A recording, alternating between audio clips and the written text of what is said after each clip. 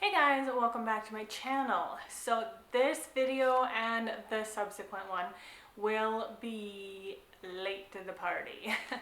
As you guys know, I've been dealing with depression this year, so I haven't really been on top of things in terms of YouTube videos and the trends and stuff as much as I usually am. So I'm going to be doing my favorite books of 2025, and then the next video sometime in a couple days, I don't know when, I will have my worst books from 2025. So I just picked 10. So on Goodreads, as the year goes on, I have a specific shelf called best 10 top 10 of year. And as the year goes on, I put ones in there, and if by the end of the year I have like 12 or something, then I take 2 off, the 2 that I think are the least qualified to be on the list. And that's my top 10. It's not necessarily the highest rated all the time. It should be in theory, but my rating system is a little fluid. It makes sense for me. I don't know. And so for my worst books, it's just the 10 that I read that year that had my lowest ratings.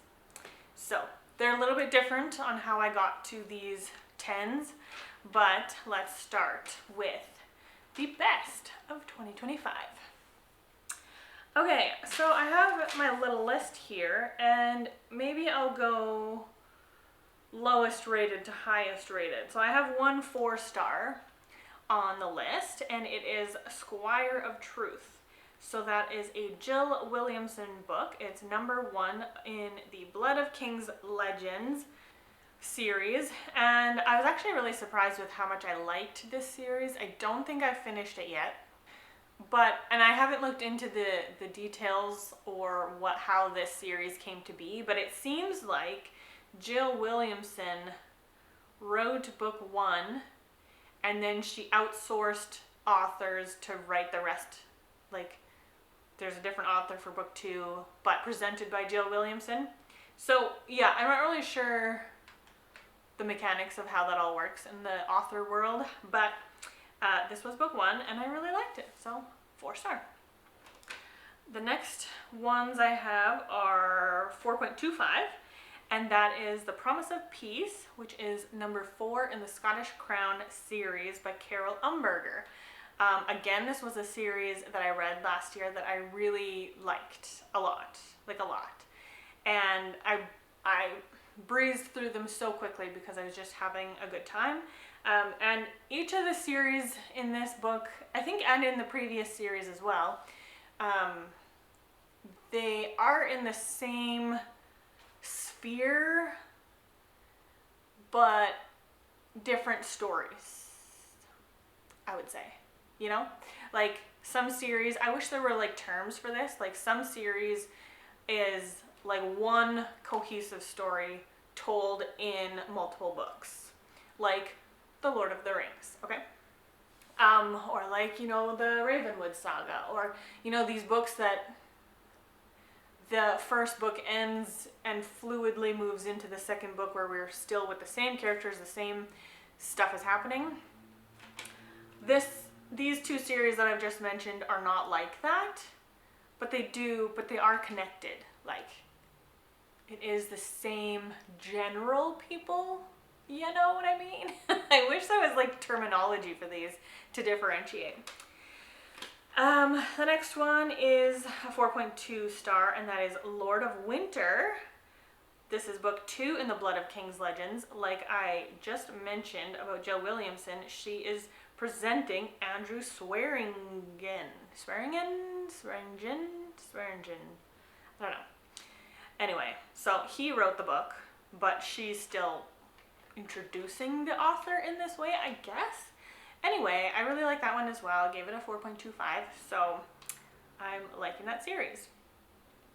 The next 2 are 4.5 stars, and they are A Natural History of Dragons, which is book 1 in the Memoirs of Lady Trent by Marie Brennan, which is so funny because there's a Gilbert Morris series that also also is something about Lady Trent. So I don't know if there's like, is there like a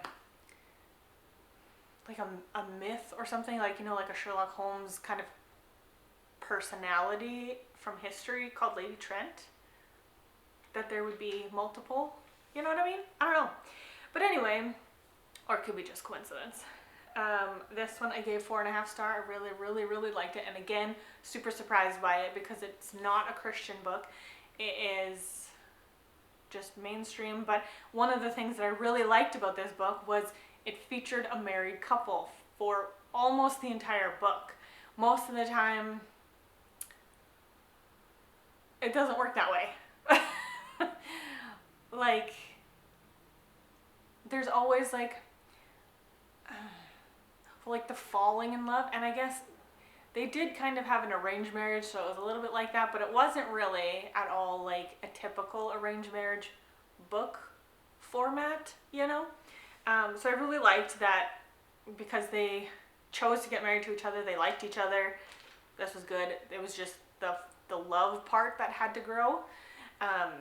So anyway, that's besides the point. That's not at all what the book is about. The book is about dragons, and she loves dragons, and she researches them because they're real in that world. They're actually a thing that you could go find out in the wilderness. So, liked that one. Not so much the second book in the series, so I have discontinued the series because I didn't really like book 2.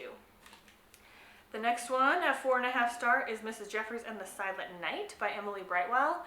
I love all the Mrs. Jeffries. Like, I mean, some I like more than others, right? That's to be expected. But I just love this series. I love the characters.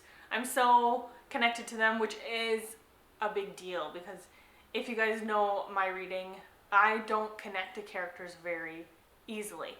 And that could also be, there's also something to be said that the Mrs. Jeffries series is so vast. Like, I'm in like book 20 or something.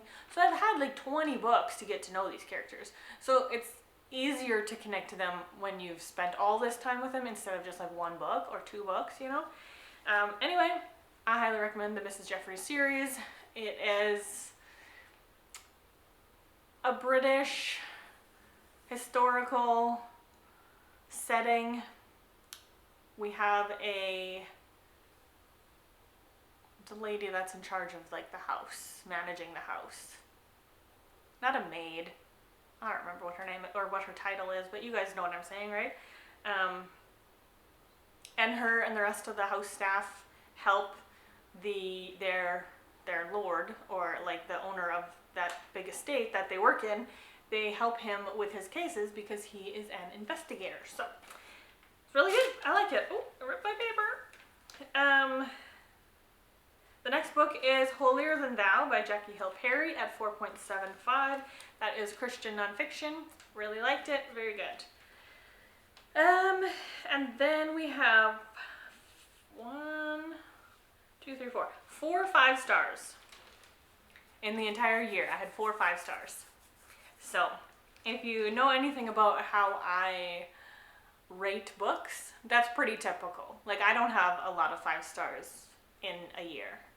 So we'll just go down the list. Circle of Honor, which was book 1 in the Scottish Crown series by Carol Umberger. 5 star, very, very good. I love it. I love the Scottish setting and the historical and the stories that each book tells. The next one, Every Woman a Theologian by Felicia Masonheimer. Also Christian nonfiction. Also really liked it. The Sword of Truth by Gilbert Morris. This is book 1 in the Wakefield Dynasty. I had read this one with Bethany and really liked it. We're in the second book. I'm not sure if she's finished the second book, but I'm in the second book and really liking that one as well. And then the last one, Half-Blood by J.L. Knight, which is from the Ilion Chronicles series. I gave that one a 5 star. Technically it's book 0.5, so it's a novella, a prequel novella kind of thing. And I loved it. I gave it 5 stars. So those are my top 10 books from 2025. Have you read any of them? What did you think of any of these? If you can remember that far back, what was one of your top favorites from 2025? Let me know in the comments below. Thank you so much for watching. I hope you have a lovely day, and I'll see you in whatever comes next. Actually, I'll see you in the worst of.